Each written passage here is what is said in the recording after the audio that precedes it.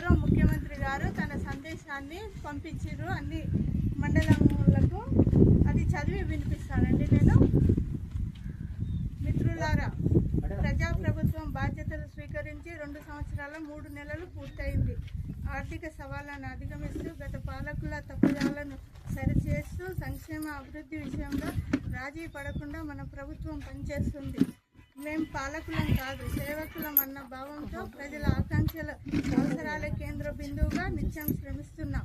ప్రతి నిర్ణయంలో ప్రజల మేలు, సామాజిక బాధ్యత, రాష్ట్ర భవిష్యత్తు దృష్టిలో పెట్టుకున్నాం. మన గ్రామంలో ఈ గ్రామ సభ నిర్వహించడం ముఖ్య ఉద్దేశం అన్ని డిపార్ట్మెంట్లకు సంబంధించిన అభివృద్ధి పనులను మనం ఎంత పురోగతి సాధించామో వాటిని అన్ని డిపార్ట్మెంట్ల వాళ్ళు వచ్చి క్లియర్గా వినిపించడం జరుగుతుంది.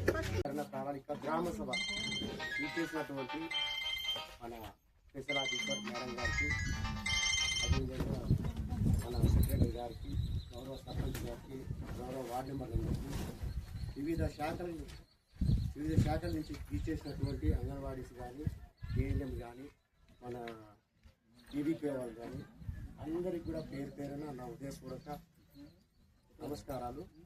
ఈ గ్రామ సభకు చేసినందుకు అభినందనలు, స్వాగతం, సుస్వాగతం.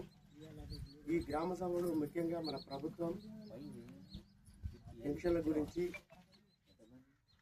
ఇండ్ల మంజూరు గురించి, అదేవిధంగా మన గ్రామాల్లో ఉన్నటువంటి రాబోయే రోజుల్లో ఇప్పుడు ఎండాకాలం కాబట్టి నీటి ఎద్దడిని మనం ఏ విధంగా ఎదుర్కోవాలి, మనం ఎలా చర్యలు తీసుకోవాలి, ఏ విధంగా ముందుకు పోవాలనేది కూడా మనందరికీ అధికారులు తెలియజేసింది.